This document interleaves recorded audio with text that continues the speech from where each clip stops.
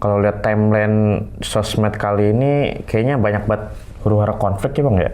Kayaknya kita perlu ulas tipis-tipis nih.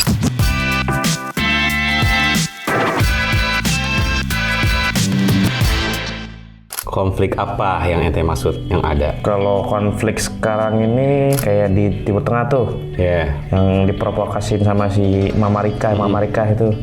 Sekarang gue mau coba jelasin dulu nih, explain dulu ke lu bahwa emang banyak banget ya konflik di dunia internasional, di dunia global ini yang masih berlangsung. Ini pertama kita tahu masih ada konflik ya di Palestina dengan Zionis Israel rahmatullah. Ini udah puluhan tahun nih, 70 tahun lebih bahkan yang gue tahu infonya. Nah ini dari zaman Intifada sampai hari ini pun masih berlangsung konflik itu. Lalu yang kedua, ketika 5 tahun yang lalu ini sempat hits tuh perang antara Ukraina sama Rusia. Oh iya, yang waktu itu sama-sama perang saudara ya waktu Soviet sebenarnya itu.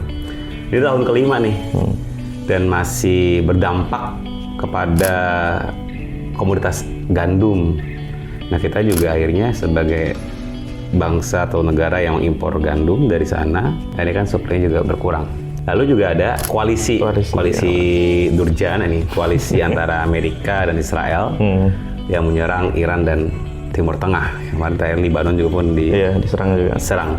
Banyak dampaknya ya di dunia global ini paling banyak. Selain itu juga ada nih di Asia Tenggara ya, konflik di Myanmar, di Sudan ya, Timur Tengah juga. Dan banyak sekali ya konflik-konflik yang sampai hari ini masih terjadi di dunia nasional dan global. Tapi yang konflik sono kita bisa kena dampak ya Bang?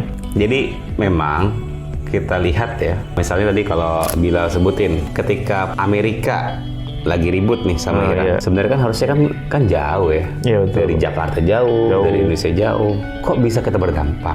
Jadi ketika mereka saling perang, akhirnya ada satu kebijakan dari Iran itu menutup salah satu akses transportasinya. Namanya Selat Hormuz. Pintar ente. Selat Hormuz itu adalah satu jalur yang dilintasi membawa 20% dari bahan bakar minyak bumi. Nah, ketika itu ditutup, terus saja berdampak pada apa? Estimasi dari harga minyak dunia dalam APBN itu sekitar 60 sampai 70 US dollar gitu ya. Nanti bisa lu cek lah. Nah, ternyata ketika adanya penutupan itu, ada estimasi kenaikan menjadi 1 sampai 120 US dollar per barang. Nah, inilah yang akhirnya berdampak bukan hanya kepada Indonesia. Indonesia tadi konteksnya kita punya estimasi awal terhadap minyak. Di dunia pun sama, berubah skalanya. Dan ini tentu saja akhirnya kita harus ngambil kebijakan-kebijakan ya agar dampak perang ini bisa kita atasi dan tidak membuat panik. Tapi kalau menurut Abang nih yang kelihatan banget dampak di Jakarta ini apa nih Bang? Jakarta, tadi Indonesia ya. Kan Abang sebagai ini nih yang sekarang nih bahasanya memantau kegiatan warga gitu, apa yang dirasakan warga gitu. Kalau kita lihat memang sekilas kayaknya nggak ada ya. Tapi ingat nggak kemarin ketika 1 April udah desas-desus tuh kan. 1 April harga BBM naik. Orang tuh aneh pun sebenarnya bukan buat ngantri ya. Cuma waktu pada saat itu memang mobil tuh lagi habis banget bensin. Nah terus akhirnya pas ngantri dan ngelihat beberapa pom bensin itu antri motor, mobil parah banget. Artinya apa? Ada panic buying gitu. Ada kepanikan. Kenapa panik? Karena ada isu kenaikan BBM.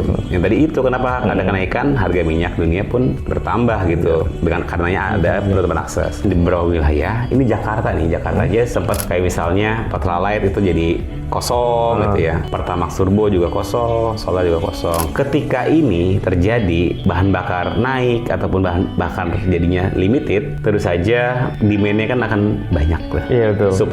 Supply sedikit, otomatis akan berdampak pada apa? Kenaikan komoditas-komoditas yang lain, pangan, ya kan.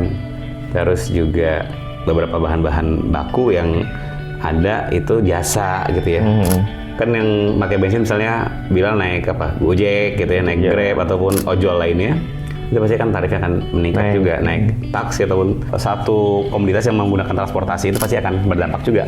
Jadi ada efek domino setelah itu. Ketika itu semua terjadi, artinya apa? Daya beli masyarakat akhirnya kurang. Gitu, karena harga-harga pada naik.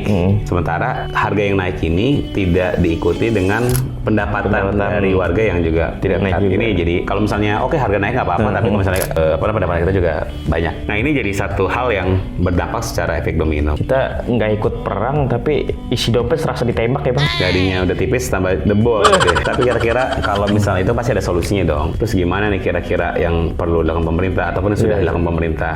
Pemerintah, Pemprov membuat beberapa kebijakan-kebijakan. Ada yang ingat? Ente sekarang misalnya hari Jumat WFH. Oh, jadi itu penyebabnya tuh, gara-gara WiFi itu, WiFi itu gara-gara itu tuh. ASN di Jakarta misalnya 40% aja sih, nggak semuanya.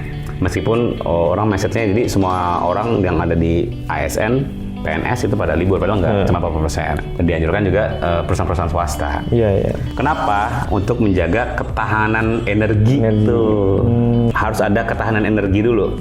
Salah satunya adalah dengan pembatasan penggunaan energi di perkantoran pemerintah.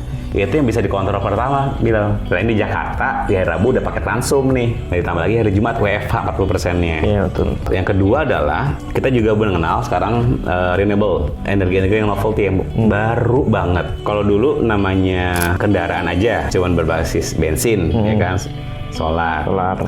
Nah sekarang banyak loh di Jakarta mobil-mobil listrik satu nih. Iya. Jadi kan otomatis penggunaan BBM-nya juga berkurang. Nah, Insentifnya ganjil genap juga dia nggak berlaku, enak kan? Nah dengan kayak gitu artinya pengguna BBM sudah berkurang satu. Nggak saingan lagi nih ente sebagai kalau ngantri mobil, ngantri mobil atau motor? ini kereta sih bang. Baik, mantap.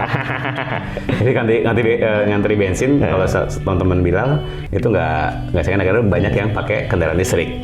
Nah terus yang kedua juga sekarang listrik itu juga nggak hanya disuplai oleh pembangkit listrik yang konvensional saja, sudah banyak yang menggunakan namanya solar panel. Oh, yang bahkan sekarang di rumah-rumah tuh udah banyak yang menggunakan solar panel. Dan ini pertama sumbernya adalah dari matahari. Benar, tenaga surya. Asal jangan hujan aja ya. Nah kalau Bilal tahu juga, kalau Dinas Lingkungan Hidup ya KLHK dan pemerintah Indonesia, pemerintah Jakarta ini juga mulai ada nih salah satu kebijakan terkait pembangkit listrik tenaga sampah. Berharap ini belum terjadi, tapi sedang diplanningkan. Rencana tuh ya. Sampah yang ada menjadi problem juga, itu akhirnya bisa dijadikan satu energi terbarukan. Kenapa akhirnya ada kebijakan untuk ketahanan energi? Beban APBN kita ini ketika ada proyeksi kenaikan minyak bumi segala macam itu langsung berubah. Akhirnya banyak shifting anggaran. Banyak kebijakan-kebijakan yang harusnya untuk memberikan pelayanan masyarakat harus di-shifting. Nah ini yang akhirnya harus kita jadikan ketahanan energi ini menjadi satu hal yang penting. Kok gerah banget ya Lale? Ini AC ente matiin apa gimana nih? Kan biar hemat bang, nggak boleh nyalain AC. Ketahanan energi ceritanya cakep kayak gitu. Jadi biar mengurangi pengeluaran APBN. APBN dan APBD ya. Kalau gitu kita sudahi dulu diskusinya Lal. Jadi ente siap-siap, yuk anterin balik ya. Kenapa ya? Jalan kaki aja bang. Capek lah. Biar sehat, hemat energi. Weh, benar-benar.